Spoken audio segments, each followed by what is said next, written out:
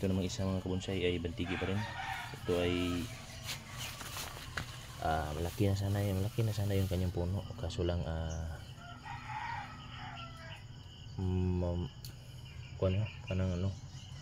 hindi mataas yung kanyang height kasi mayroong pinagputulan. Pag hunt ko, wala na yung putol na yun, yung malaking sanga niya. So ang ginawa ko, ito nakalubog siya at pagkapalilitawin natin itong mga ugat niya para tumaas ang konti. Sa next na workshop natin dito, baka palilitawin natin yung kanyang mga ugat. Yan yung kabuuan niya.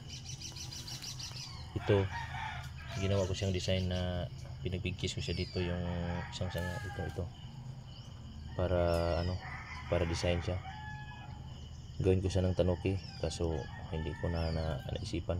Doon ako nakaisip na gawin ng tanuki na late na bigkis ko na yung sanga niya. At huwag mabahala, lalaki din yan. Okay mga kabonsay, at maraming salamat sa panonood.